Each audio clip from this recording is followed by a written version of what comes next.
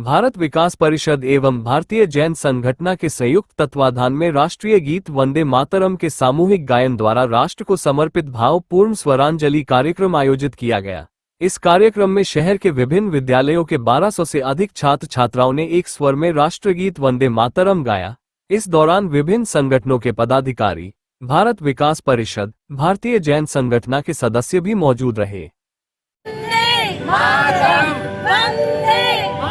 हम कितने भाग्यशाली हैं, कितने भाग्यशाली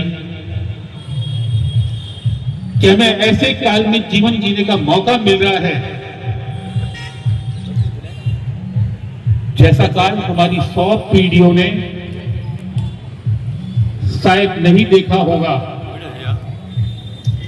भारत का पिछले 2300 साल का इतिहास उठाकर देख लेना,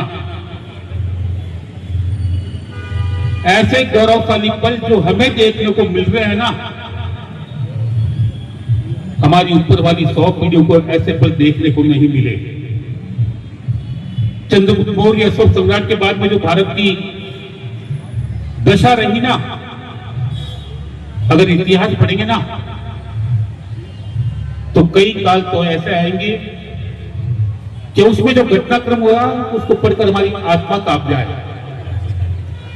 पर आज स्वर्णिम भारत का वापस, हम वो भाग्यशाली हैं जिसने भगवान राम के भव्य मंदिर को अपनी नजरों से बनते हुए देखा है, उसके दर्शन किए हैं। हमने उज्जैन महाकाल की भव्यता को देखा है, काशी विश्वनाथ की भव्यता को देखा है, बद्रीनाथ, केदारनाथ, अमरनाथ, जितने भी हमारे आराधना के स्थल है ना, उसका जो सुंदर स्वरूप हमने देखा है, भव्य स्वरूप हमने देखा है, हमारी पीढ़ी उसको नहीं देख पाई। हमने एक शक्तिशाली भारत देखा है जो पहली वाली पीढ़ियां देख नहीं पाई। हम वो गौरवशाली है, भाग्यशाली है, सौभाग्यशाली हमने देखा है। आज भारत विश्व में चिकित्सा के क्षेत्र में पहले नंबर पर, सैन्य शक्ति के रूप में देखेंगे तो हमारी सैन्य शक्ति विश्व की तीसरी सबसे शक्तिशाली सेना के रूप में गौरव प्राप्त कर रही है।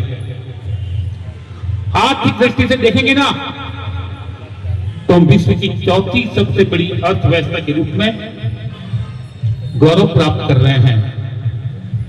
और किसी क्षेत्र में चले जाओ, ऐसा भारत जो हम देख रहे हैं पहले वैसा नहीं रहा, और हम तेजी से उस दिशा में आगे बढ़ रहे हैं कि हम सबसे पहले विश्व में पहले नंबर पर होंगे, सबसे आगे होंगे। और आप देखेंगे ना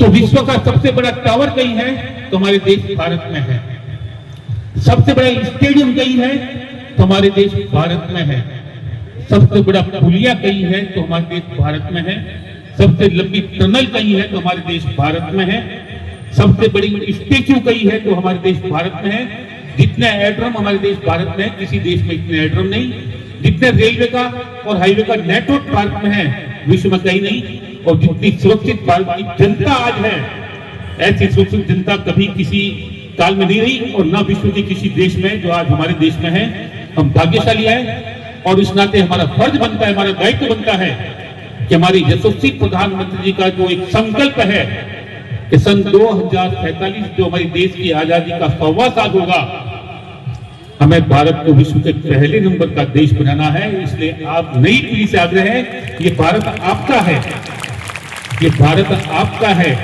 और इसके लिए अपनी ओर से जितना समर्पण हो सके, योगदान हो सके, अपने मातृभूमि के लिए वो देने का पूरा एक संकल्प अपने मन में यहां से लेकर जाना।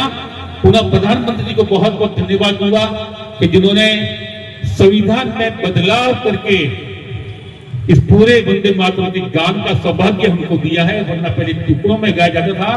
आज हम संपूर्ण वंदे मातरम के लिए मतलब भाग्यशाली महसूस कर रहे हैं। और अंत में कह दूं, भारत में यदि रहना होगा, वंदे मातरम गाना होगा। जय हिंद, जय भारत।